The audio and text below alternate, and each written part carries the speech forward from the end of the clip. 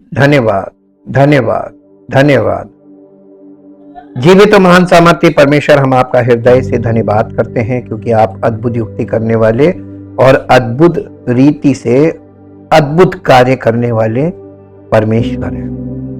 और आपके कार्य का उद्देश्य केवल इतना है कि समस्त मानव जाति जो परमेश्वर रहित है उस परमेश्वर को जाने, परमेश्वर को पहचाने और परमेश्वर के साथ उनका सही संबंध स्थापित हो और परमेश्वर के साथ संबंध होने के कारण उनका जीवन परमेश्वर की महिमा से परिपूर्ण हो।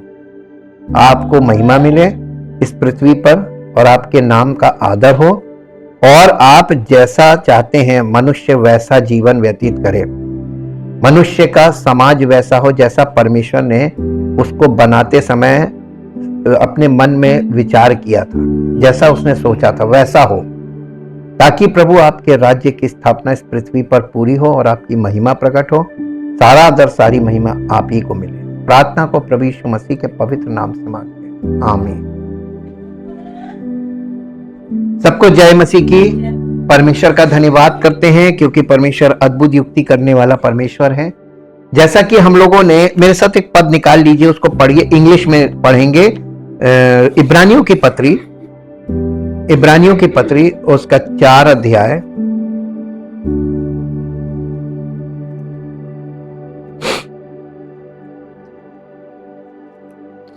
का 12 पद इंग्लिश में।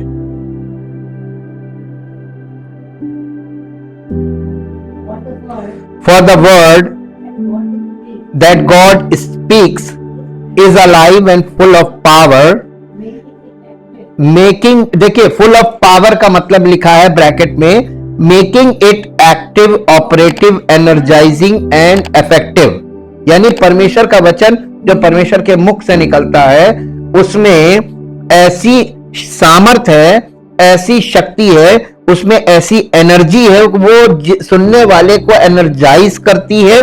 ऑपरेटिव यानी उसको स्पिरिचुअली परमेश्वर जैसा चाहता है वैसा वो सोचने लगता है, वैसा ही वो चलने लगता है। अगर परमेश्वर का वचन आपके हृदय में जा रहा है तो ये परमेश्वर के वचन की सामर्थ के विषय में लिखा हुआ है।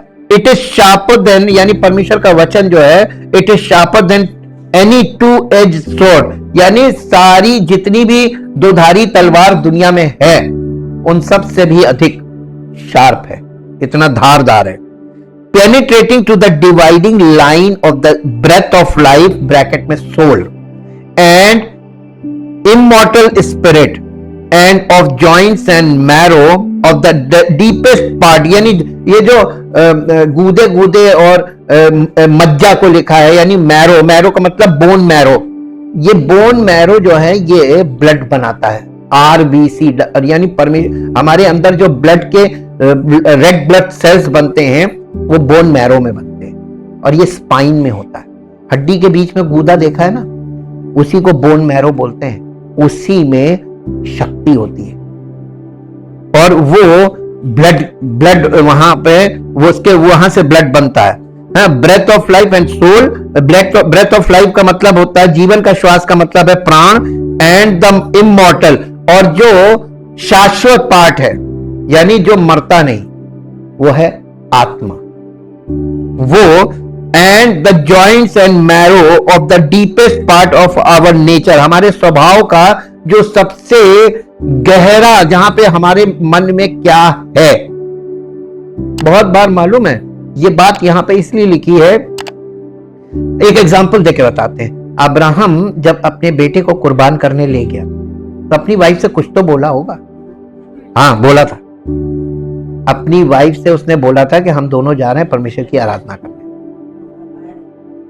नहीं हम परमेश्वर की आराधना करने जा रहे हैं और हम वापस आ रहे हैं। सेवकों से क्या बोला था कि तुम लोग यहीं ठहरो, हम और मेरा बेटा जा रहे हैं आराधना करके वापस। जो सेवकों से बोला था वही बात अपनी वाइफ से भी बोली थी।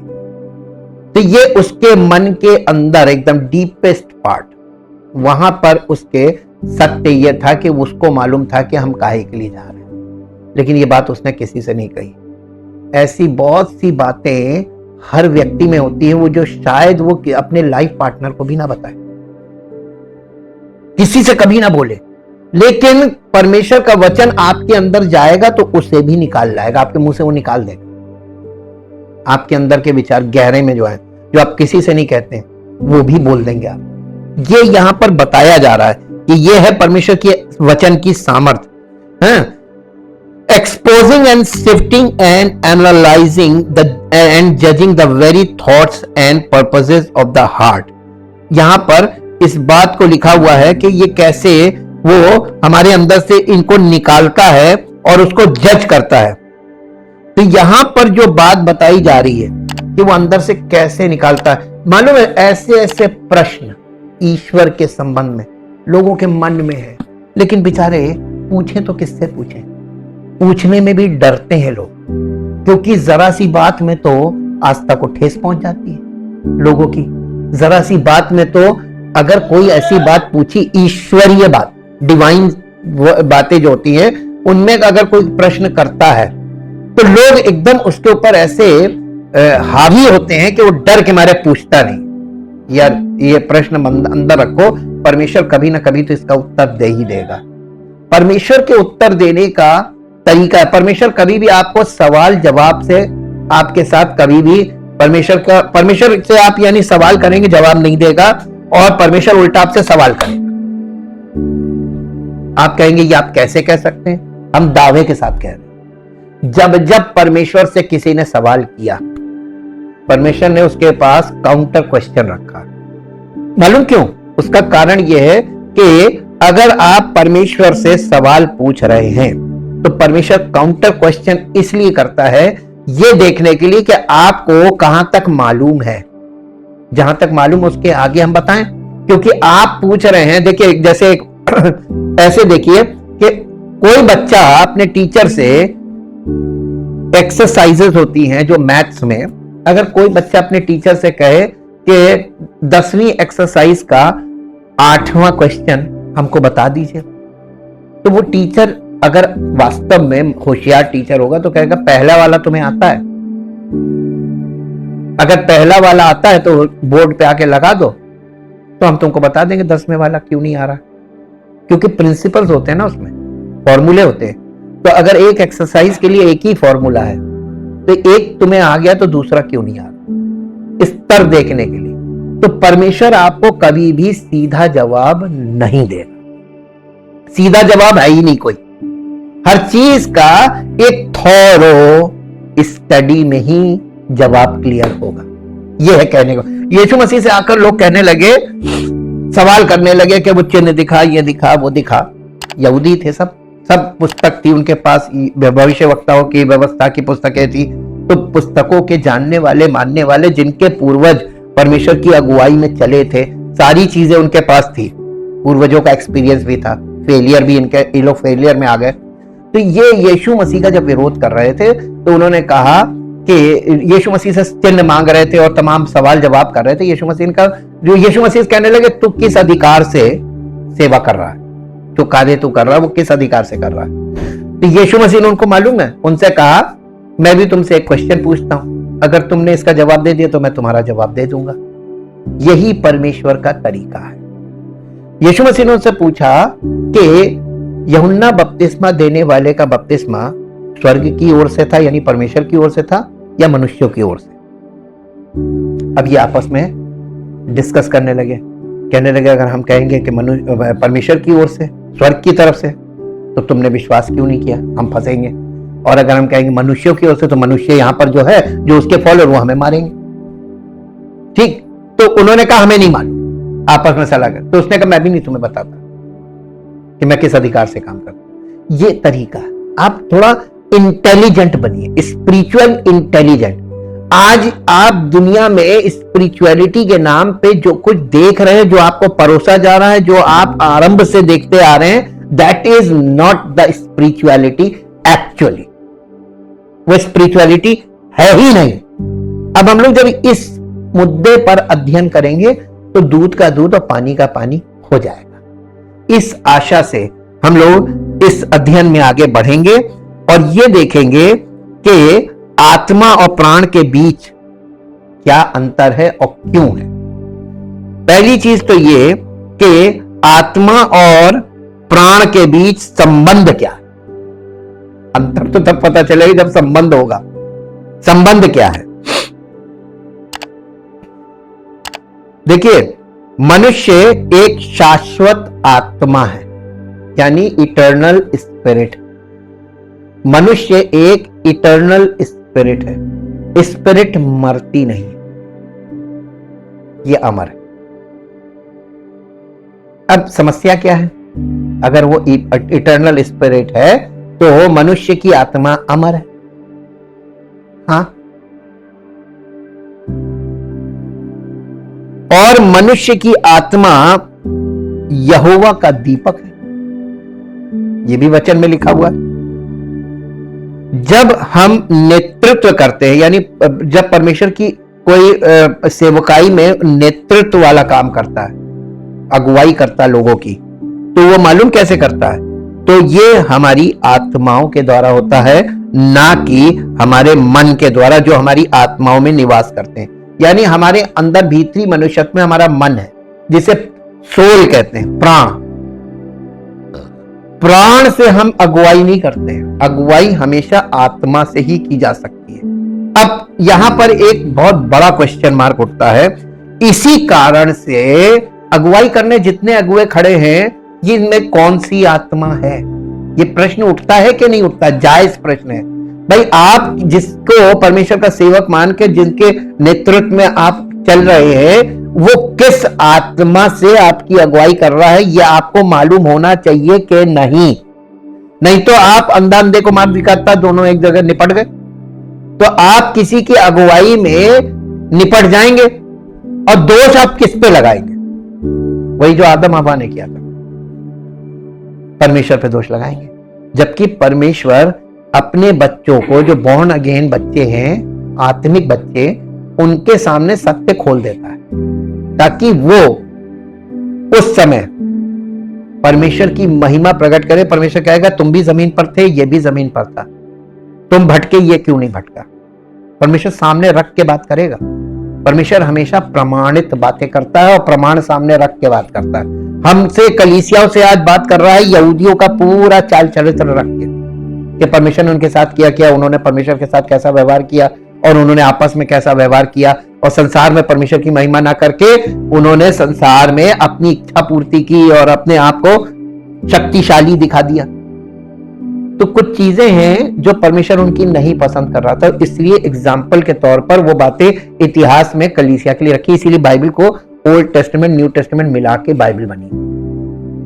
तो ये पुराना हिस्सा जो है, ये बहुत महत्वपूर्ण है। ये हमारे लिए, जो मसीह में विश्वास कर रहे हैं, उनके लिए ये बहुत बड़ा प्रमाण है कि देखो परमेश्वर क्या नहीं करता है, किस तरीके का विश्वास नहीं है, किस तरीके का व्यवहार परमेश्वर पसंद नहीं करता। इन सब चीजों का ढेर आपको मिलेगा।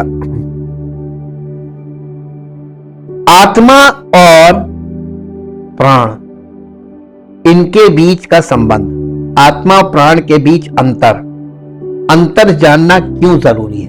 ये 3 प्रश्न हम लेके चलेंगे। सबसे पहले हम कुछ पद पढ़ेंगे। देखिए, एक पहला पद पढ़ दीजिए, पहला थिस्सलुनीकियों 5 अध्याय और उसका 23 पद। पहला थिस्सलुनीकियों 5 अध्याय और उसका 23 पद। शांति का परमेश्वर आप ही तुम्हें पूरी रीति से पवित्र करे, और तुम्हारी आत्मा और प्राण और देह हमारे प्रभु यीशु मसीह के आने तक पूरे पूरे और निर्दोष और सुरक्षित रहें। इंग्लिश में लिखा है and may the God of peace. ये एक प्रार्थना है, पौलुस प्रार्थना कर रहा है। And may the God of peace himself sanctify you through and through, separate you from profane things, make you pure and holy, consecrated to God। यानी परमेश्वर तुमको हर चीज के लिए शुद्ध, हर चीज के हर बात में तुम्हें शुद्ध करे अंदर से। कहां से? आत्मा से शुद्धिकरण शुरू होता है, आत्मा से प्राण और उसके बाद शरीर। ये बाहरी रूप अपने आप, जब आप अंदर से आत्मा में शुद्ध होने लगेंगे तो आपका मन भी शुद्ध हो जाएगा और आपका शरीर भी शुद्ध हो जाएगा। और आप ये बताइए, सारी दुनिया की रिलीजियस बुक पढ़ लीजिए, ये चीज कहीं नहीं है, क्योंकि नया नियम सबके लिए एक है। सबके पास जो है वो एक पुराना नियम ही है, धार्मिक विधियां, रिचुअल्स, जैसा कि ओल्ड टेस्टमेंट यहां पर है। हमारे ओल्ड टेस्टमेंट से सारी पुस्तकों को इक्वल कर दिया गया और इन सब के लिए नया नियम एक, इसीलिए कह दिया प्रभु सबके लिए आया। अब यहां पर देखिए कि जो बात लिखी, and may the God of peace himself sanctify you. पहली बात, परमेश्वर हमको स्वयं शुद्ध करेगा।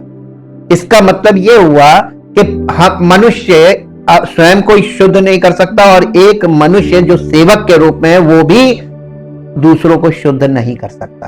तो इसका मतलब सेवक का काम शुद्धिकरण का नहीं है।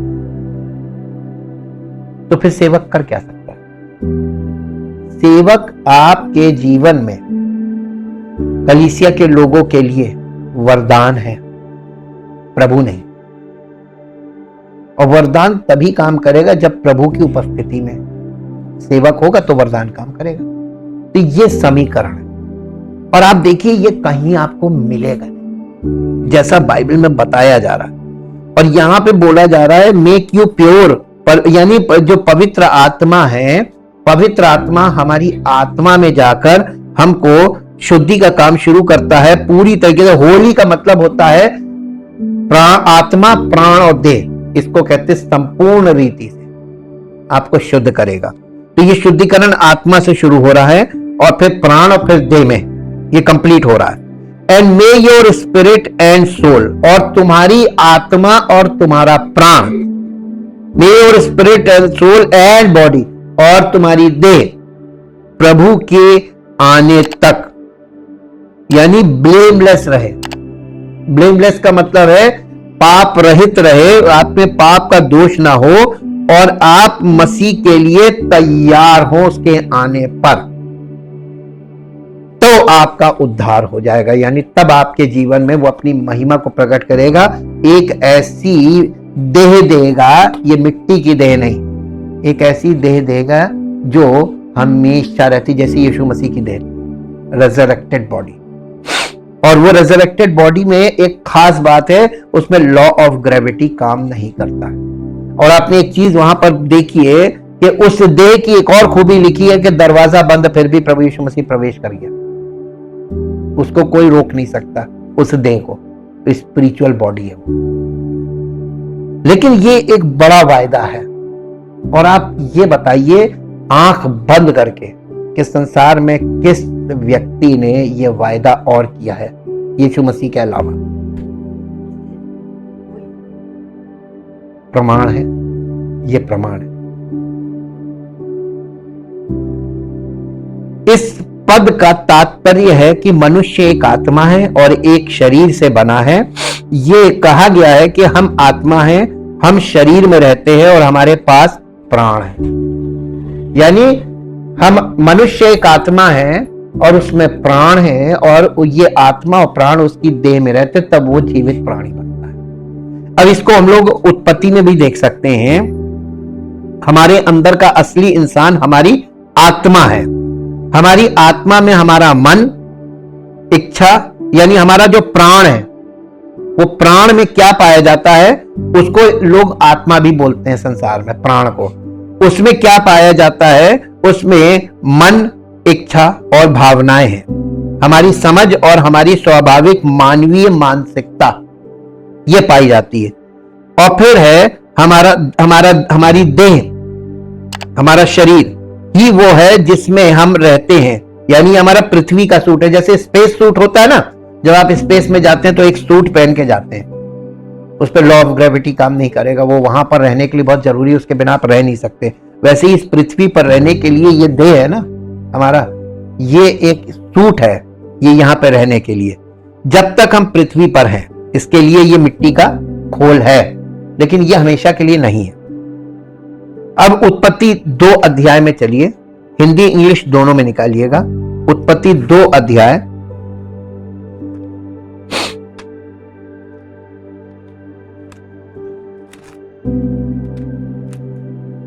उत्पत्ति 2 अध्याय मिला, 2 अध्याय का 7 पद पढ़ेंगे, पहले हिंदी में फिर इंग्लिश में। तब यहोवा परमेश्वर ने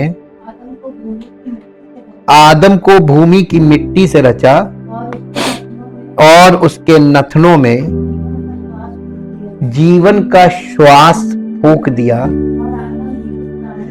और आदम जीवित प्राणी बन गया। आत्मा नहीं बना, प्राणी बना ना, सोल इंग्लिश में पढ़ते हैं। Then the Lord God formed man from the dust of the ground and breathed into his nostrils,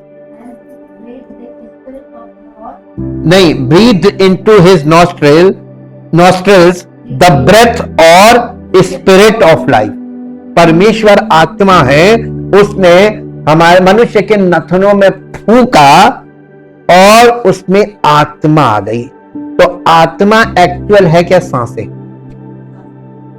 ये सांस जो चल रही है ये आत्मा है। इसके 2 भाग होते हैं, इन एंड आउट। ये अंदर जाती है और बाहर आती है। तो जब हम ब्रीथ इन करते हैं तो जीवन आता है और ब्रीथ आउट करते हैं तो मृत्यु को बाहर निकालते हैं। जब तक हम जीवन और मृत्यु, जीवन और मृत्यु, आपकी हर सांस जीवन और मृत्यु की सांस है।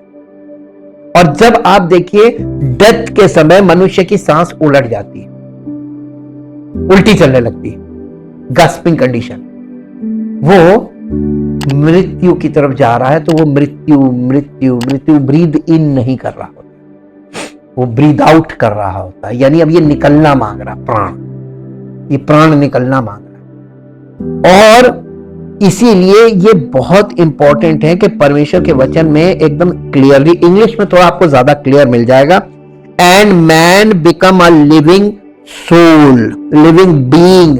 अब देखिए इसमें क्या है कि देह भी हो गई, आत्मा भी हो गई और प्राण भी हो गई, तीनों चीज आई है ना, आया ना, देह प्राण आत्मा आ गया ना। अब आप देखिए कि ये 3 भाग थे, ये breathe in breathe out breathe in. तो ऐसा अब आप देखिए मनुष्य पाप में और पतन में गिरा, तब भी ये 3 भाग तो है ना, ब्रीद इन ब्रीद आउट तो कर रहा ना, यही तो आत्मा है।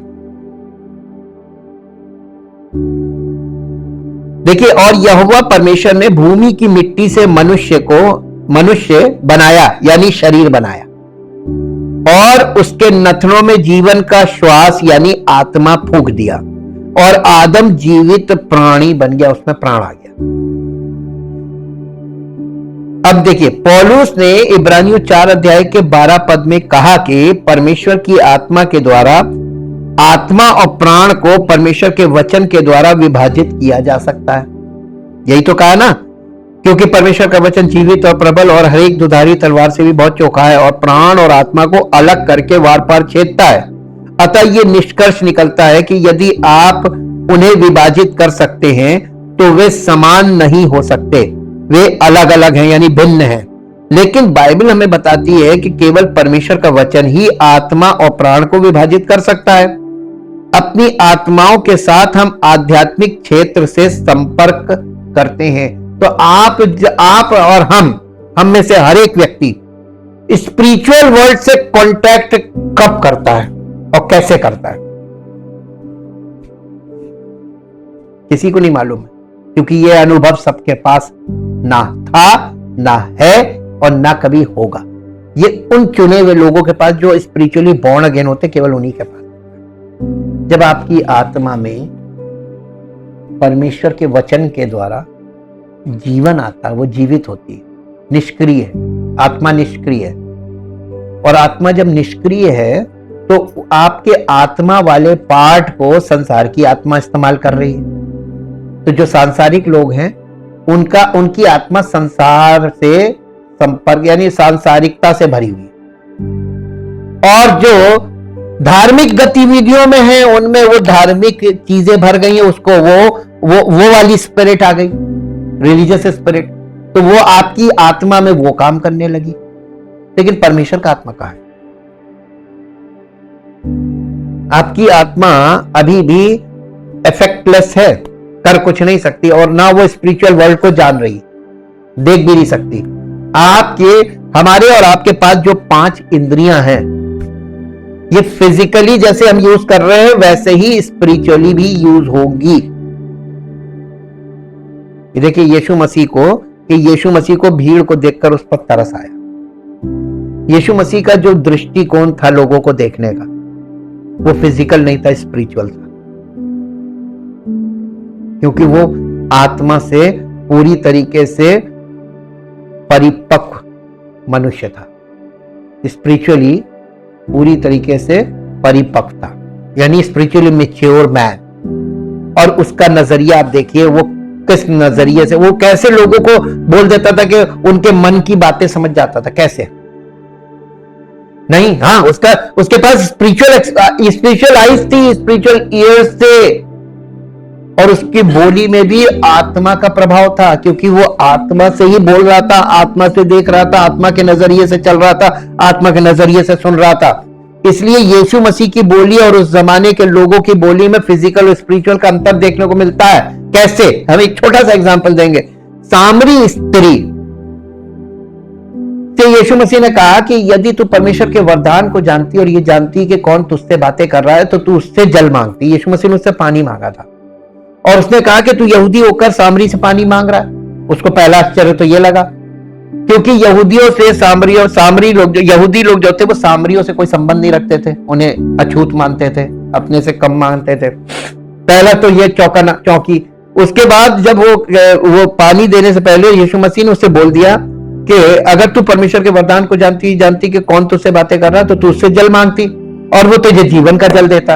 इतना कहना था कि वो बिस्ती कहने लगी, तेरे पास ना तो कोई बाल्टी है, ना कोई रस्सी है, कुआं गहरा है, तो वो जल आया कहां से? अब आप देखिए यीशु मसीह किस पॉइंट ऑफ व्यू से बात कर रहा है, और वो स्त्री किस पॉइंट ऑफ व्यू में जवाब दे रही है। अंडरस्टैंडिंग।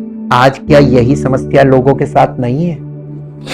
कलीसिया में आने के बाद भी आज कलीसियाओं में भी यह समस्या कि वो यीशु मसीह की बातों को जो आत्मिक दृष्टिकोण से बोली गई, उनको आज फिजिकल दृष्टिकोण से अंडरस्टैंड करना और दूसरों को बोलना, इसीलिए काम नहीं हो रहा। खुल रहा ना?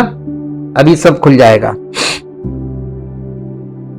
अब देखिए, अपनी आत्माओं के साथ हम आध्यात्मिक क्षेत्र से संपर्क करते हैं, तो आत्मा जो है वो परमेश्वर आत्मा है, तो परमेश्वर यीशु मसीह आत्मा है और पवित्र आत्मा, ये त्रिएक परमेश्वर से जैसे ही आप आत्मा में जीवन आएगा तो आपको किंगडम ये मिलेगा, स्पिरिचुअल किंगडम देखने लगेंगे आप। अब स्पिरिचुअल किंगडम, जब बच्चा पहली बार फिजिकली पैदा होता है तो वो पूरी दुनिया को देखता है कि नहीं देखता, आंख खुलती है, लेकिन वो कितना समझता है? देखता सब कुछ है, समझता कुछ नहीं। आप भी जब बॉर्न अगेन होंगे तो आप स्पिरिचुअल वर्ल्ड को देखेंगे सब कुछ, समझ में कुछ नहीं आएगा। ठीक वैसे ही जैसे फिजिकली, देखिए फिजिकल से समझिए स्पिरिचुअल को। शारीरिक रूप से जब बच्चा पैदा होता है उसकी आंख तो खुल जाती है, लेकिन उसकी समझ बिल्कुल डेवलप नहीं होती, बिल्कुल शून्य होता है। तो देख तो सब कुछ सकता है लेकिन समझ कुछ भी नहीं सकता। समझ कैसे पैदा होती है? पालन पोषण से। जैसे ही बॉर्न अगेन होता है जब कोई मसीही व्यक्ति, तो उसका पालन पोषण, आत्मिक पालन पोषण आवश्यक है कि नहीं, और जितना अच्छा क्वालिटी वाला उसका आत्मिक पालन पोषण होगा, उतनी ही क्वालिटी से भरा उसका आत्मिक जीवन होगा, हाँ के ना? ठीक वैसे ही जैसे शारीरिक जीवन से आप कंपेयर कर लीजिए, first physical then spiritual followed, हम फॉर्मूले से चल रहे हैं। अब बताइए बाइबल में कहां धर्म कर्म की बातें की गई? बिल्कुल इस प्रिंसिपल बेस्ड स्पिरिचुअल आपके सामने रखा गया है। अंडरस्टैंडिंग खुलेगी कब? बॉर्न अगेन से। आप देखेंगे सब कुछ बॉर्न अगेन पे, लेकिन समझेंगे कुछ नहीं, पालन पोषण की जरूरत है। तो कलीसिया में एक्टिवली आप परमेश्वर के वचन को अंडरस्टैंड करने के लिए भूखे और प्यासे हो जाए। प्रभु हमें ये रहस्य हमको हमारे सामने खुल जाए, प्रभु मैं चाहता हूं। इच्छा, आपकी आत्मिक जीवन में कितनी इच्छा है वचन के लिए? क्योंकि यही है वचन के बारे में। मालूम क्या लिखा? एक पद पढ़ लीजिए वचन के बारे में, आपको पता चल जाएगा। दूसरा तिमोथियस 3 अध्याय, दूसरा तीमुथियुस 3 अध्याय, इंग्लिश में निकालिएगा, हिंदी में भी निकाल लीजिए। दूसरा तीमुथियुस 3 अध्याय,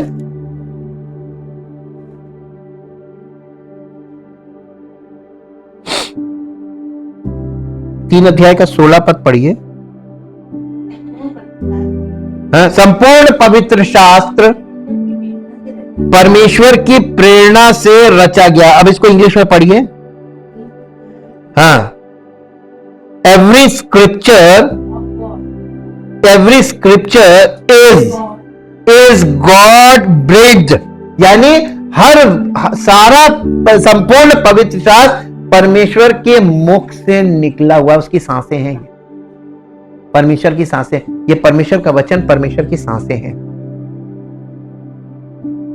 और आपके अंदर ये परमेश्वर की सांस जाती है तो आपके अंदर आत्मा में जीवन जाता है।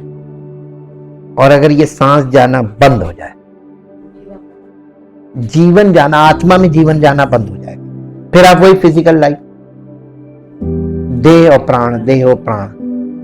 और जब देह और प्राण में आ जाएंगे तो आप दूसरों के प्राण लेंगे या दूसरे आपका प्राण लेंगे, जीवन नहीं होगा। ठीक, यहां पे लिखा है, फिर से अब इसको पूरा पढ़ दीजिए। Every scripture is God breathed, given by his inspiration and profitable for instruction, for reproof and conviction of sin, for recorrection of error and discipline in obedience, and for training in righteousness, in holy living, in conformity to God's will, in thought, purpose and action. तीनों चीज में, आप विचारों में परमेश्वर के विचार आपके अंदर हो, परमेश्वर की इच्छा में आप आगे बढ़ें और परमेश्वर की इच्छा से अपने जीवन में सब कुछ करें। ये लेवल तक आपको मैच्योर होना स्पिरिचुअली, और पहले आत्मा से शुरू करेगा। परमेश्वर आत्मा से काम शुरू करता है। एक और हम आपको प्रमाण देते हैं, परमेश्वर कहां से शुरू करता है? परमेश्वर स्वयं से शुरू करता है। कैसे? मेरे साथ निकालिए निर्गमन की पुस्तक 25 अध्याय, निर्गमन की पुस्तक 25 अध्याय, निर्गमन 25 अध्याय मिला। 25 अध्याय में जब परमेश्वर ने इजरायलियों से ये कहा था, मूसा से कहा था, इजरायलियों से कहो कि वो भेंट लाए और मेरे लिए एक निवास स्थान बनाओ जहां मैं निवास करूंगा। तो परमेश्वर का निवास स्थान, जिसको हम मूसा का तंबू कहते हैं, बहुत गहरी बात बता रहे हैं। इसकी शुरुआत देखिए, जब कोई यहूदी या कोई व्यक्ति जाता था उस तंबू में, तो उस तंबू के उस फाटक पे जाता था जो आंगन का था, यानी एंट्रेंस जो आंगन में था, बाहरी आंगन में, वहां से प्रवेश करता था। और वो उसके बाद पवित्र स्थान और उसके बाद परम पवित्र स्थान, ये एक तंबू के अंदर 2 भाग थे, ये था ना। अब ये देखिए, ये परमेश्वर ने जो दर्शन दिया है मूसा को, इसके बिना आप नए नियम में कभी आगे नहीं बढ़ पाएंगे, क्योंकि सारे राज यहीं पर रखे हुए उसने, आत्मिक राज हैं इसमें। इसके अंदर देखिए कि जब वो घुसते थे तो परमेश्वर ने इसको बनाने की जब तरीका बता रहा था कि कैसे बनना है चीजें, तो परमेश्वर ने शुरुआत कहां से की थी? इसका 10 पद पढ़िए, इसके ऊपर हेडिंग लिखी हुई है, बस वाचा का संदूक तो परम पवित्र स्थान में था। तो ये वाचा के संदूक से, यानी परमेश्वर अपने से शुरुआत करता है, परमेश्वर उल्टा चल रहा है, वाचा के संदूक से यानी परम पवित्र स्थान से और आंगन की तरफ चल रहा है। और मनुष्य जब परमेश्वर से संपर्क होता है तो मनुष्य उल्टा चलता है, आंगन से परम पवित्र स्थान की ओर। कुछ समझ में आया? त्रिएकता के रहस्य को याद रखिएगा। वो तंबू भी 3 भाग ही था, लेकिन मुख्य चीज क्या है जो आपको हमेशा माइंड में रखनी है?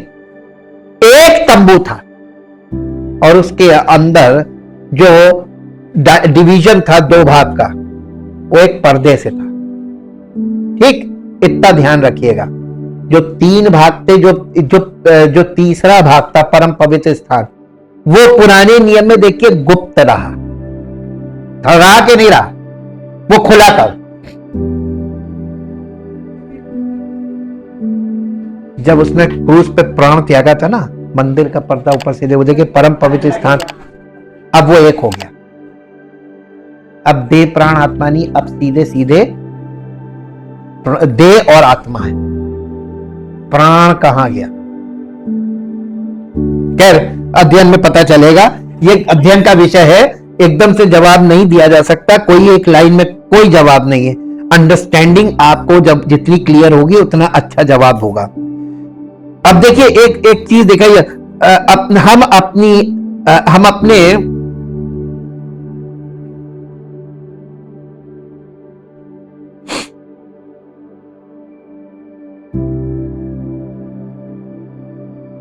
यहां पर आपने ये देखा ना, our bodies are what we live in earth suit while we are here on earth. अच्छा, अब ये देखिए द डिफरेंस।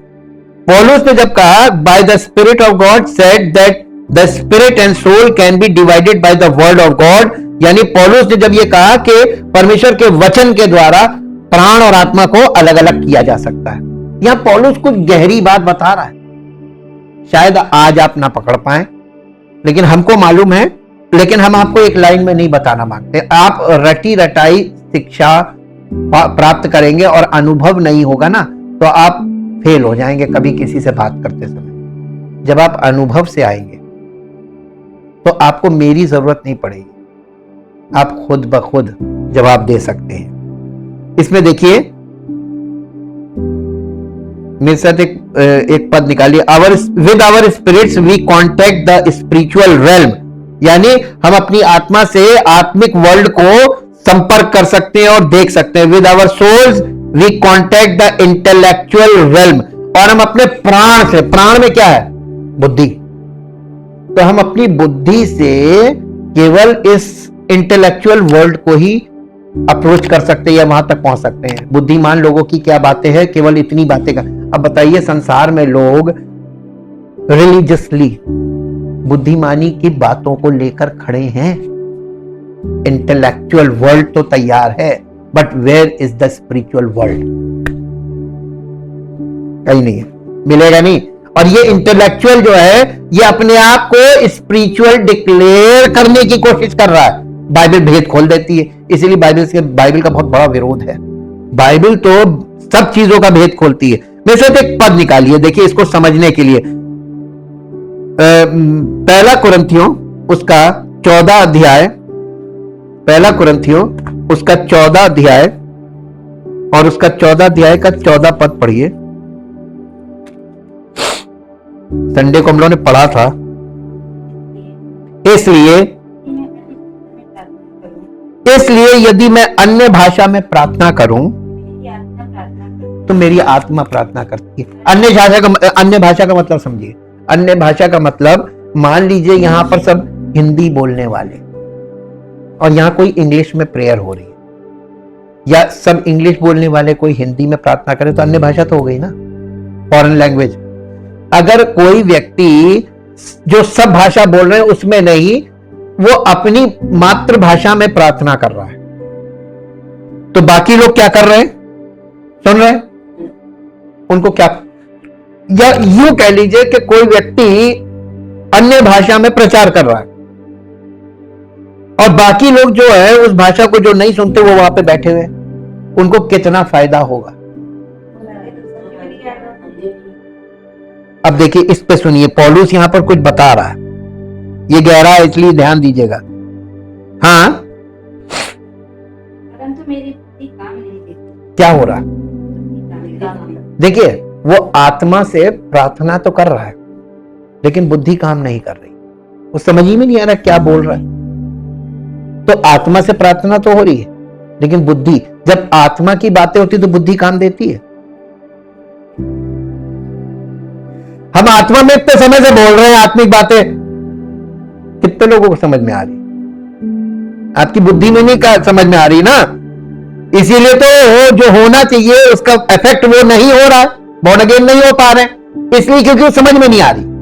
हाँ, इसको पढ़ने से पढ़िए। इसलिए यदि मैं अन्य भाषा में प्रार्थना करूं तो मेरी आत्मा प्रार्थना करती है, परंतु मेरी बुद्धि काम नहीं देती। तो क्या करना चाहिए? अब पौलुस इसका आंसर दे रहा है, उत्तर दे रहा है, मैं आत्मा से भी प्रार्थना करूंगा। अब बुद्धि, अब देखिए आत्मा और बुद्धि का आपस में जोड़ हो जाए, यानी प्राण और आत्मा मिलकर प्रार्थना करें। तो बुद्धि क्या है? परमेश्वर के वचन पढ़ने से और वचन का अध्ययन करने से और वचन को सुनने से विश्वास पैदा होता है और बुद्धि आती है। क्या चीज परमेश्वर को नहीं पसंद है? जब तक आपको ये नहीं मालूम है कि ये चीज प्रार्थना नहीं की जाएगी। फॉर एग्जाम्पल, लोग कहते हैं भैया हमें गुस्सा बहुत आता है, प्रार्थना कर दीजिए। बाइबल में कहीं लिखा है कि किसी को गुस्सा आता है उसके लिए प्रार्थना करो तो गुस्सा आना बंद हो जाएगा? कहीं नहीं लिखा है ना। तो इसका अब होता है, कोई व्यक्ति आ गया, वो अज्ञानी है, उसको नहीं मालूम कि इस चीज के लिए, तो हमें उसको ये सिखाना है कि ये प्रार्थना से नहीं, ये आपके परिपक्वता, जब आत्मिक रूप से परिपक्व होंगे तो अपने आप ही नहीं आए। एक छोटा बच्चा बचपन में कितना गुस्सा करता, उसका कुछ ले लीजिए कितनी फैल मचाता, लेकिन जैसे जैसे वो बड़ा होता, समझ बढ़ती है, वैसे वैसे गुस्सा कम होने लगता। होता है कि नहीं होता? ध्यान रखिएगा, समझ बढ़ेगी, क्रोध अपने आप। हर जगह गुस्सा करोगे तो फंस जाओगे खुद ही। यहां पे वो यही बता रहा है कि हमारी आत्मा से हम कुछ कर रहे हैं और हमारी बुद्धि काम नहीं दे रही। इसीलिए पौलुस ने बड़े अनुभव के साथ ये बात बोली कि शारीरिक मनुष्य परमेश्वर की आत्मा की बातों को ग्रहण नहीं करता, क्योंकि उसकी दृष्टि में वो मूर्खता की बातें हैं, वो ग्रहण कर ही नहीं सकता, क्योंकि उनकी जांच आत्मिक रीति से होती है। अब समझ में आया होगा, वो वचन आपकी आत्मा के लिए है, आपके तुरंत रिलीफ पहुंचने के लिए नहीं है कि अभी बस जादू से ही हमारा काम हो जाए। और आपको परमेश्वर यहां पर लाया है ताकि आप परमेश्वर से कनेक्ट हो जाएं और आपका विश्वास के कारण आपके जीवन में परमेश्वर का निवास आ जाए। इमैनुअल, याद रखिएगा, परमेश्वर सारी योजनाओं को एक साथ पूरा कर रहा हमारे और आपके जीवन में। For if I pray in an unknown tongue, my spirit prayeth, but my understanding is unfruitful. The Amplified translation, Amplified में लिखा हुआ है, For if I pray in an unknown tongue, my spirit by the Holy Spirit within me, यानी पवित्र आत्मा जो मुझ में है, वो मेरी आत्मा के साथ मिलकर प्रार्थना कर रहा है, For the within me praise, but my mind is unproductive, it bears no fruit and helps nobody. और मेरा जो बुद्धि है वो मेरी समझ में, तो बाइबल की बातों को लोग अनुभव से, आत्मिक अनुभव से समझ नहीं पा रहे, इसीलिए तो लोगों को चीजें बता नहीं पा रहे। ये पौलुस यहां पर खोल रहा है और ये प्रकाशन की बात कर रहा है वो। अब इसके साथ एक और, when we pray in tongues, it's our spirit that prays. जब हम अन्य भाषा में प्रार्थना कर रहे हैं तो हमारी आत्मा प्रार्थना कर रही है, हमारी आत्मा, लेकिन शरीर प्रार्थना नहीं करता। प्रार्थना तो अंदर से आत्मा करती है ना, तो आत्मा प्रार्थना कर रही है, लेकिन हमारी बुद्धि, जो हमारा प्राण है, प्राण में ही बुद्धि है, वो प्राण में बुद्धि जो है वो काम नहीं कर रही है। अब इसको हम लोगों को कैसे समझना चाहिए? इसके लिए हम एक वचन की तरफ चलेंगे, लेकिन इससे पहले हमें यह समझने के लिए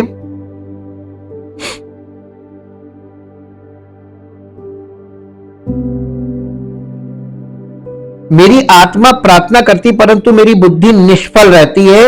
उन्होंने ये नहीं कहा जब मैं किसी अज्ञात भाषा में प्रार्थना करता हूं तो मेरी आत्मा प्रार्थना करती है। उन्होंने वास्तव में कहा जब मैं अन्य भाषाओं में प्रार्थना करता हूं तो मैं अपनी आत्मा से प्रार्थना नहीं करता हूं, मैं अपने प्राण से, मैं अपनी आत्मा, अपने हृदय और अपने अंतरंतम अस्तित्व से प्रार्थना करता हूं। आत्मा का मतलब होता है हमारा पूरा अस्तित्व। मैं अपने पूरे अस्तित्व से प्रार्थना कर रहा हूं। जब हम अन्य भाषा में प्रार्थना करते हैं तो ये हमारी आत्मा होती है जो प्रार्थना करती है। जब हम अन्य भाषा में बोलते हैं तो हमारे मन का हमारे शब्दों से कोई लेना देना नहीं होता है। हमारे मन से, हमारे मन का हमारे मुंह से निकल रहे शब्दों से कोई लेना। देखिए, हम आपको इसके ऐसे समझाते हैं। जो भविष्यवक्ता बोलते थे, कैसे बोलते थे? परमेश्वर की आत्मा के द्वारा वचन उतरता था। वो कहां उतरता था? उनकी आत्मा में उतरता था और उनके मुख से वो बातें निकलने लगती थी, वो बोलने लगते थे और लोग सुनने वाले सुनते थे और लिखने वाले लिख लेते थे। और फिर उनसे जब पूछा जाता था कि तुमने ये बोला, तो उनको खुद नहीं मालूम कि उन्होंने कैसे बोला, इसका मतलब क्या है। भविष्यवक्ताओं को नहीं मालूम। अब इसको हम इसका भी प्रमाण देते हैं आपको। मेरे साथ निकाल लीजिए पहला पत्रस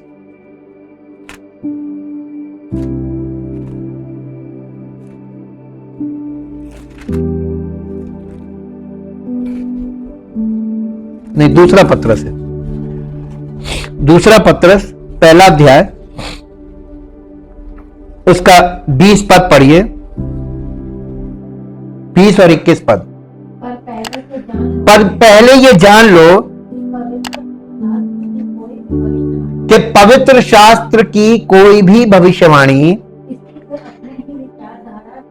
किसी के अपने ही विचारधारा के आधार पर पूर्ण नहीं होती, क्योंकि कोई भी भविष्यवाणी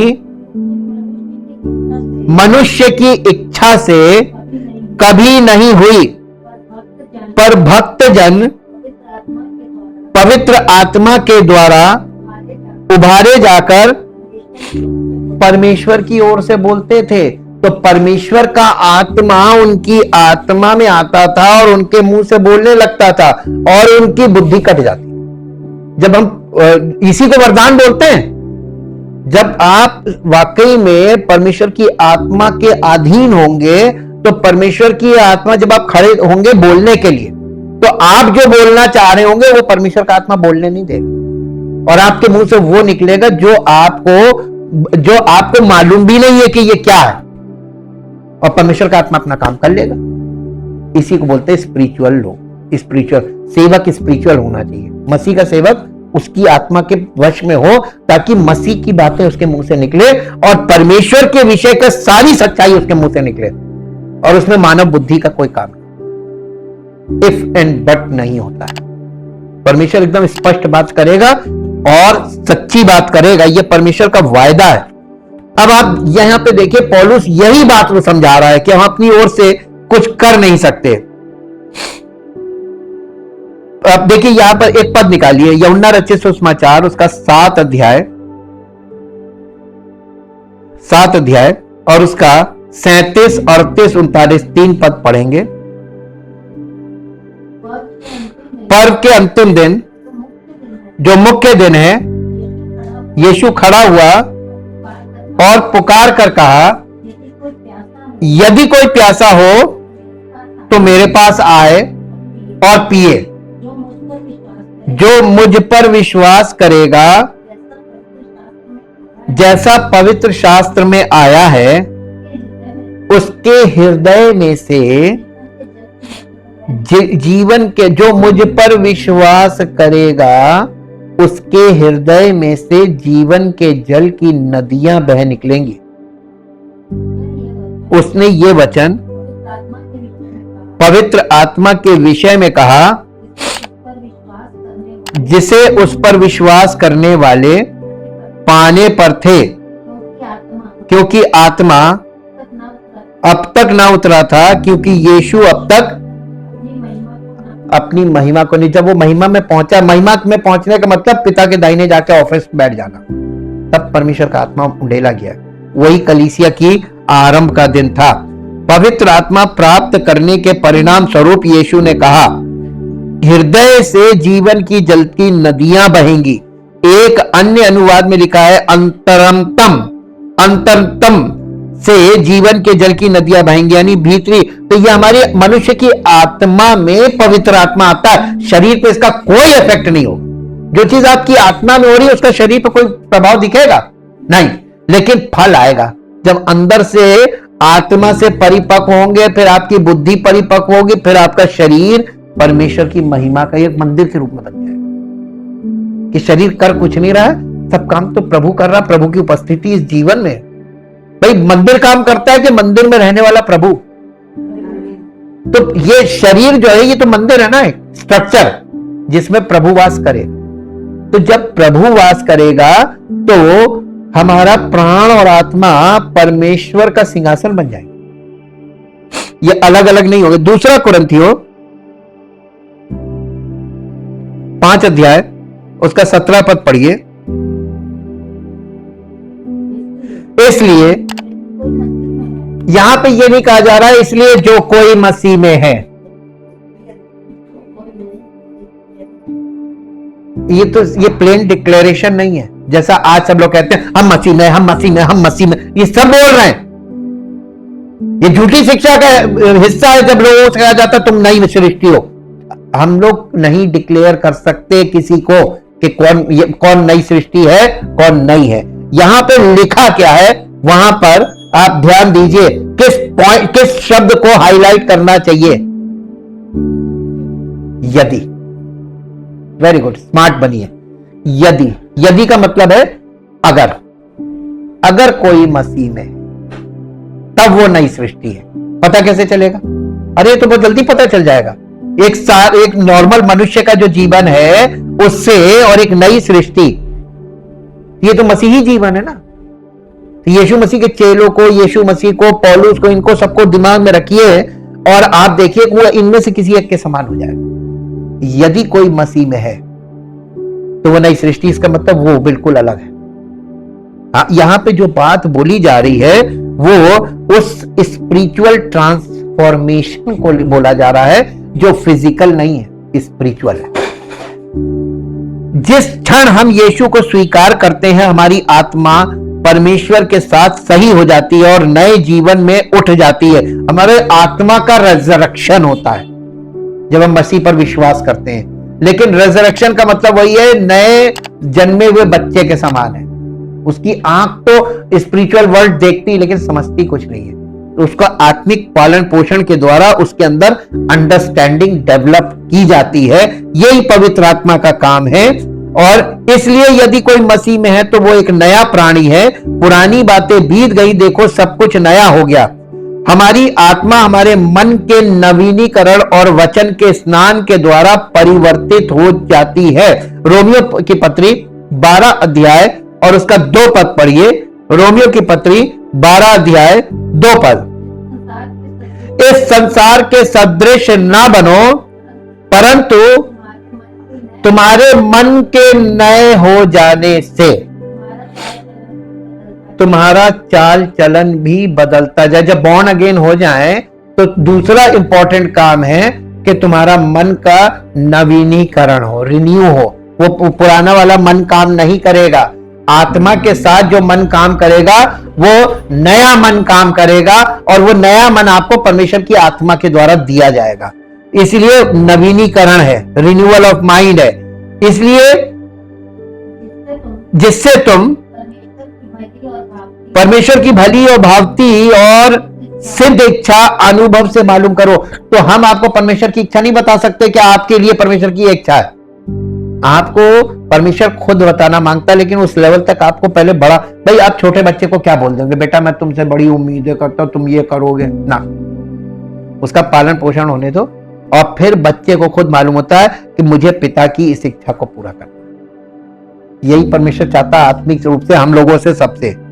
और हम लोग कैसी हरकतें कर रहे हैं आपको मालूम। आप जब आप सुन रहे होंगे तो आप कह रहे होंगे हम लोग कैसी हरकतें करते हैं, एबनॉर्मल। तो फिर हमारी आत्मा और हमारे प्राण के बीच का अंतर जानना क्यों महत्वपूर्ण है। नीति वचन की पुस्तक उसका 20 अध्याय, नीति वचन 20 अध्याय और उसका 27 पद पढ़िए। नीति वचन 20 अध्याय है। मनुष्य की आत्मा किसका दीपक है? हाँ, प्रभु का दीपक है। हाँ, यहोवा मीन्स प्रभु का दीपक है। कौन ना? यहोवा नहीं करता है। नहीं, फिर से पढ़िए। हाँ, मनुष्य की आत्मा।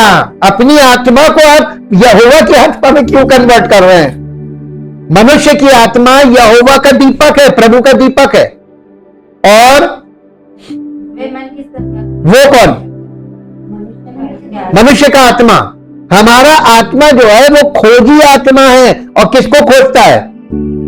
सब बातों की खोज करता है। ईश्वर की खोज पहले करता है। लेकिन मालूम है, लोग ऐसी ऐसी जगह जाके आप ईश्वर की खोज कर रहे हैं, किसी ने आपको यहां अटका दिया, ये है ईश्वर, आपने उसी को ईश्वर मान लिया। किसी को उधर अटका दिया, ये है ईश्वर, आप वो वहीं अटक गया। सब अलग अलग अलग अलग अलग अलग अटक गए। सबको ईश्वर की खोज सब कर रहे हैं। आपका मन एक्चुअली खोजी है, वो ईश्वर को खोज रहा है। लेकिन आपके मन का ये देखिए, यहां पर जो बात लिखी है इंग्लिश में पढ़िए तो और क्लियर हो जाएगा, तब मैं आपको इसको बता सकता हूं। 20:27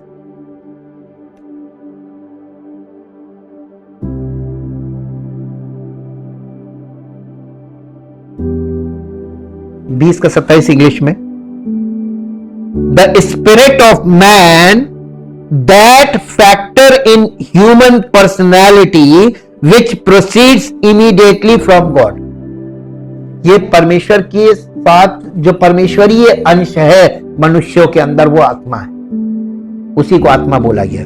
the spirit of man that factor in human personality which proceeds immediately from God is the lamp of the Lord। परमेश्वर के यहोवा का दीपक बोला है ना। अब दीपक दो प्रकार का होता है, आप लोग को बता चुके हैं, आप लोग पता नहीं कहां खो जाते हैं। दीपक दो प्रकार का होता है, एक बुझा हुआ एक जला। तो मनुष्य का आत्मा बुझा हुआ है कि जला हुआ? इसलिए वो ईश्वर की खोज नहीं करता। अन्य जातियों में क्या प्रॉब्लम है? उन्हें रेडीमेड ईश्वर चाहिए, खोज नहीं करना पड़ता। उनको ऐसा ईश्वर चाहिए जो उन्हें खोजे। वो ईश्वर को नहीं खोजेंगे, मालूम क्यों? प्रॉब्लम है। गलत नहीं है, सही है, प्रॉब्लम है। प्रॉब्लम क्या है? उनका दीपक बुझा हुआ, दीपक बुझा हुआ है, आत्मा बुझी हुई है। आप समझ में आया? और उसमें जब उसमें प्रकाश नहीं है, आत्मा में आत्मा का प्रकाश, तो नए नियम में पौलुस क्या प्रार्थना कर रहा था? हे प्रभु, इन सब के, इनकी आत्मा में आत्मा का प्रकाश इनको मिले, इनके हृदय में। तो आत्मा का प्रकाश क्या है? बॉर्न अगेन, जीवन आ गया, दीपक जल गया। तो यहां पे ये बताया जा रही है, पुराने नियम में है, और यहां पे बताया the spirit of man that factor in human personality which proceeds from the immediately from God is the lamp of hearts. लिखा है ना? नहीं, lamp of the Lord searching all his inner most parts. अब इसको पहला कुरिन्थियों 2 अध्याय का 11 पद पढ़िए। पहला कुरिन्थियों 2 अध्याय का 11 पद, वहां पे देखिए दिया हुआ है। बाइबल खुद अपने आप को क्लियर करती है। मनुष्यों में से कौन किसी मनुष्य की बातें जानता है? केवल मनुष्य की आत्मा जो उसमें है। वैसे ही परमेश्वर की बातें भी कोई नहीं जानता, केवल परमेश्वर का आत्मा। परंतु हमने संसार की आत्मा नहीं, परंतु वो आत्मा पाया है जो परमेश्वर की ओर से है, कि हम उन बातों को जाने जो परमेश्वर ने हमें दी है। तो परमेश्वर ने अपनी आत्मा के द्वारा हमारे लिए अपनी सब बातें खोल दी हैं, लेकिन खोली कहां है? आत्मा में। और आज कलीसिया में आत्मा वाला चैप्टर क्लोज है, फिजिकल चैप्टर खुला है। इसलिए लोग भटक रहे हैं और एक दूसरे पर चढ़े जा रहे हैं, एक दूसरे, और वो कुछ होगा नहीं इसका। अब इसमें देखिए, मनुष्य की आत्मा यहोवा का दीपक जो मनुष्य के अंतःकरण पर प्रकाश डालता है। हम ईश्वर जो आत्मा है से केवल अपनी आत्मा के द्वारा ही संपर्क कर सकते हैं, अपनी आत्मा के, अपने प्राण के द्वारा नहीं संपर्क कर सकते हैं। अब आप बताइए, आपके पास ऑप्शन क्या है ईश्वर तक पहुंचने का? कैसे ईश्वर को, क्योंकि आप और हम, चाहे कोई भी हो, एनीबडी जो मनुष्य है, वो परमेश्वर से संपर्क स्थापित नहीं कर सकता, क्योंकि परमेश्वर आत्मा है और हम मानव। मानव का मतलब हमारा आत्मिक पार्ट काम नहीं कर रहा है, आत्मा बुझा हुआ, दीपक बुझा हुआ है। तो अब ये बताइए, परमेश्वर आत्मा से आप संपर्क कैसे साधेंगे? वो आत्मा से ही आत्मा का संपर्क होगा ना, तो कैसे साध सकते हैं? किसी रिलीजन में है ये भेद, इसीलिए इसको रहस्य बोला गया बाइबल। ये बहुत भयानक रहस्य है। जब तक आपकी आत्मा में परमेश्वर आपको, तो इसका मतलब परमेश्वर अपने बच्चों को खोज लेगा, बॉर्न के, उसकी आत्मा में जीवन देगा, उसके यानी उसकी आत्मा का दीपक जला देगा, और वो व्यक्ति परमेश्वर की आत्मा के पीछे चल देगा। यही तो निकोदेमुस से उसने कहा था, जब तक कोई व्यक्ति नए सिरे से जन्म न ले स्वर्ग का राज्य देख नहीं सकता। तो बॉर्न अगेन के बाद ही दिखाई देगा, और दिखाई देगा, समझ में कुछ नहीं आएगा, पालन पोषण की जरूरत है। फिर कलीसिया, इसीलिए उसने सारा काम तरतीब से किया। कलीसिया की स्थापना बहुत महत्वपूर्ण उद्देश्य से की गई है। हम अपने प्राणों के द्वारा, ईश्वर मनुष्य की आत्मा के द्वारा ही मार्गदर्शन करता है, प्राणों के द्वारा नहीं। तो ईश्वर हमारा मार्गदर्शन अपनी आत्मा के द्वारा हमारी आत्मा में हमको करेगा, और हमें अपनी आत्मा के अनुसार चलना है। अब बताइए, इसमें भी परमेश्वर की आत्मा से हम डायरेक्ट चल सकते हैं? नहीं। परमेश्वर का आत्मा हमारी आत्मा को एनर्जाइज करेगा ताकि वो चले, और जब आत्मा चलना चाहेगी तो वो हमारे शरीर को चलाएगी कि नहीं? बिना शरीर के आत्मा कैसे चलेगी? आत्मा में चलने का मतलब शरीर सहित चलना है ना। तो शरीर सहित इसी को कहते हैं आत्मा के नेतृत्व में जीवन व्यतीत करना। तो ये फिजिकली, तो ये आध्यात्मिक हो गया। हमारे आत्मा में परमेश्वर हमको शारीरिक रूप से चला रहा है, इसी को आध्यात्मिक बोलते हैं। ये आधा आत्मिक है, आधा शारीरिक है। शरीर, तो शरीर को चला रहा है हमारी आत्मा, और हमारी आत्मा को चला रहा परमेश्वर का आत्मा। तीन भाग आ गए। फिर ट्रिनिटी पकड़ते रहिएगा, बिना ट्रिनिटी के, ये स्पिरिचुअल ट्रिनिटी है। परमेश्वर हमें ज्यादातर हमारी आत्माओं के साथ बातचीत करके मार्गदर्शन करता है। ये हमारी आत्मा ही है जिसे वो हमारे मार्गों पर रोशनी डालने के लिए दीपक के रूप में इस्तेमाल करता है। इसलिए हमें इस बात पर जोर देने की जरूरत है कि ज्यादा महत्वपूर्ण क्या है, अपनी आत्माओं को जीवित और सक्रिय रखना। जब हम आत्मा में प्रार्थना करते हैं तो हम अपनी आत्माओं को सक्रिय और ऊर्जावान बनाते हैं। यहूदा की पत्री में आइए, यहूदा की एक ही अध्याय, उसका 20 पद पढ़िए। यहूदा उसका 20 पद यहां इस प्रकार से लिखा, पर हे प्रियो, तुम अपने अति पवित्र विश्वास में उन्नति करते हुए और पवित्र आत्मा में प्रार्थना करते हुए अपने आप को परमेश्वर के प्रेम में बनाए रखो। परमेश्वर नहीं बनाए रखेगा, तुम अपने आप को बनाए रखो। तो रिस्पॉन्सिबल है ना। अब यहां पे देखिए इंग्लिश में, but you beloved build your selves up founded on your most Holi faith, make progress, like rise like an edifies higher and higher, praying in the Holy Spirit। यानी पवित्र आत्मा में प्रार्थना करने का मतलब हमारी आत्मा पवित्र आत्मा के साथ एक रहे, ताकि पवित्र आत्मा की सारी प्रार्थनाएं हमारी आत्मा के द्वारा हमारे जीवन में काम करें। तो प्रार्थना करने वाला कौन? पवित्र आत्मा है ना। इसी को कहते हैं आत्मा में प्रार्थना करना। उसमें भी हम कुछ नहीं कर रहे, पवित्र आत्मा कर रहा है।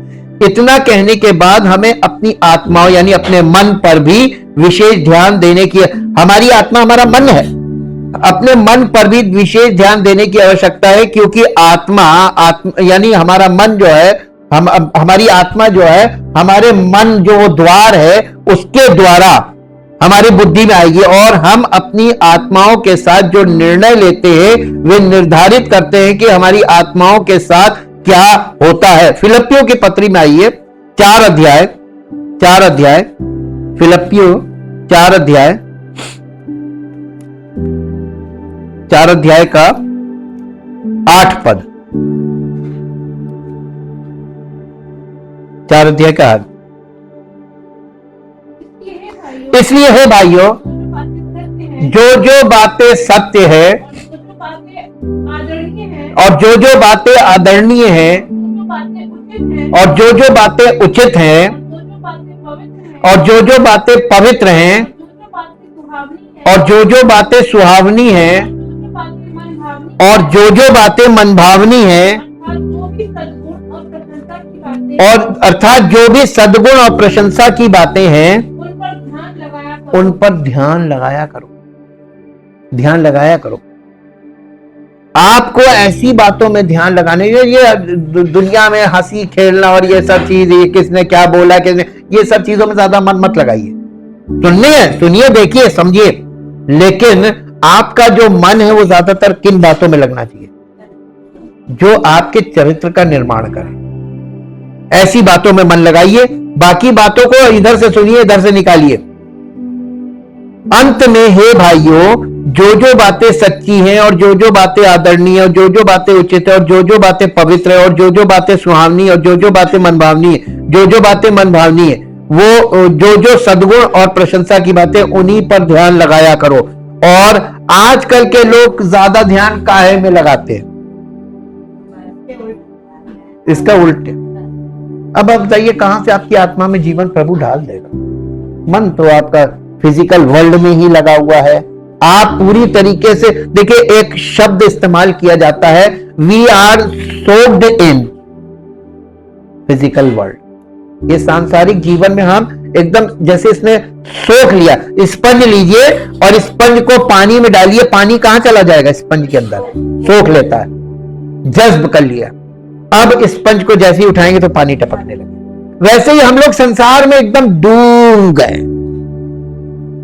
इजरायली लोगों को परमेश्वर ने जब मिस्र से निकाला तो वो इतना मिस्र में इतना डूब गए थे, जैसे स्पंज सोख लेता पानी, कि जब परमेश्वर उन्हें निकाल कर यहां लाया तो उनको जैसे ही वो टच किया, थोड़ा सा प्रेशर दिया, उनके अंदर से मिस्र टपकने लगा, पानी निकलने लगा, मिस्र का जीवन निकलने लगा, कुड़कुड़ाहट, बुड़बुड़ाहट, यही सब तो था। हम लोग भी तो वही हैं। तो हम लोगों को कैसे अंदर से कैसे निकालेगा मिस्र? हमारे अंदर से संसार कैसे निकलेगा? परमेश्वर निकालेगा नहीं। देखिए, आप निकाला नहीं था। जो जो व्यक्ति जिसके अंदर मिस्र भरा था, जो जो कुड़कुड़ा रहे थे, बुड़बुड़ा रहे थे, जब गलत गलत बातें बोल रहे थे, बस जंगल में मर के मिट गए। परमेश्वर अपने लिए जंगल में ही उसने संतानें पैदा की जो खतना रहित थे, अन्य जातियों को वहीं से निकाल के लाया। और यीशु मसीह इसीलिए अन्य जातियों के लिए काम कर रहा है। शुरुआत पहले यहूदी फिर अन्य जाति लिखा है बाइबल में। पहला दर्जा उनको दिया जा रहा है, लेकिन वो एक्सेप्ट नहीं कर रहे। ये भी परमेश्वर की योजना है। परमेश्वर उन्हें खुली छूट दे रहा है, तुम्हें प्रथम स्थान, नहीं एक्सेप्ट करेंगे। परमेश्वर को मालूम है, इसलिए परमेश्वर के वचन में यह भी लिखा हुआ है, जो पहले थे वो पिछले हो जाएंगे, और जो पिछले थे वो पहले हो जाएंगे। ये क्या है? अन्य जाति जो पहले थे। देखिए, दोनों चीज साथ साथ चली है। उत्पत्ति से आप जब चलेंगे तो कोई जाति नहीं, वहां सब अन्य जाति। अन्य जाति से चला परमेश्वर, फिर अब्राहम से क्या हुआ? यहूदी आ गए। फिर यहूदियों को दिखाया कि अन्य जाति फेल हो गए, चलो। उसके बाद यहूदियों पे आया, यहूदी जंगल में फेल हो गए। फिर यीशु मसीह आ गया। यीशु मसीह किसके लिए आया? दोनों के लिए आया, और दोनों को निकालना चाह रहा है। अब दोनों के साथ प्रॉब्लम क्या है? एक चिन्ह मांगता है, दूसरा ज्ञान की खोज कर रहा है। अन्य जाति ज्ञान की खोज कर रहे हैं, वो चिन्ह मांग रहे हैं, दोनों, और दोनों फंस गए। लास्ट में एक वर्ष निकाल के पढ़ दीजिए जो आपको मिल जाएगी, और पहला कुरिन्थियों पहला अध्याय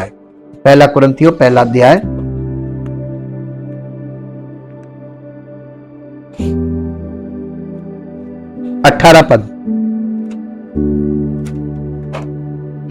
क्योंकि क्रूस की कथा नाश होने वालों के लिए मूर्खता है, परंतु हम उद्धार पाने वालों के लिए परमेश्वर की सामर्थ है। अब इसके बाद पढ़िए कि इसका 21 पद से, क्योंकि जब परमेश्वर के ज्ञान के अनुसार संसार ने ज्ञान से परमेश्वर को न जाना,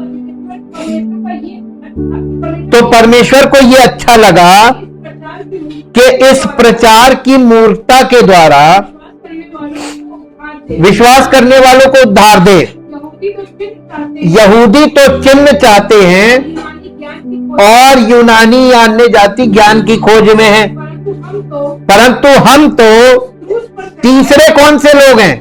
ये मसीही लोग हैं। परंतु हम तो क्रूस पर चढ़ाए हुए मसीह का प्रचार करते हैं, जो यहूदियों के लिए ठोकर का कारण और अन्य जातियों के लिए मुक्ता है। तो ये मसीह जो है, क्रूस पर चढ़ाया हुआ मसीह, ये यहूदियों के लिए ठोकर का कारण है और अन्य जातियों के लिए मूर्खता है। परमपिता परमेश्वर, हम आपका हृदय से धन्यवाद करते हैं कि जो व्यक्ति, संसार में सब लोग इसी प्रकार का विचार रखते हैं जैसा आपके वचन में लिखा है, लेकिन जिस पर आपका अनुग्रह होता है वो उस पर विश्वास करके उद्धार प्राप्त करता है, और ऐसों के लिए मसीह परमेश्वर की सामर्थ और परमेश्वर का ज्ञान है। हाँ प्रभु, हम ये कह सकते हैं हमारे लिए वो परमेश्वर की सामर्थ भी है और परमेश्वर का ज्ञान भी है। सारा आदर, सारी महिमा आपको मिले, क्योंकि सब कुछ के करने वाले आप हैं, और आप जिस पर चाहेंगे उस पर अनुग्रह करेंगे, जिस पर नहीं चाहेंगे उस पर नहीं कहेंगे। इसमें मनुष्यों का कोई भी ना बुद्धि काम कर सकती, ना युक्ति काम कर सकती, ना कोई समझ है। प्रभु, हम तो केवल कलीसिया में आकर अपने आप को आपको समर्पित करते हैं, क्योंकि उद्धारकर्ता केवल आप ही हैं और आपके अलावा दूसरा कोई है ही नहीं। इसलिए सारी महिमा आपको मिले। धन्यवाद के साथ इस प्रार्थना को आपके इकलौते पुत्र प्रभु यीशु मसीह के नाम से मांगते हैं, आमीन। Praise the Lord.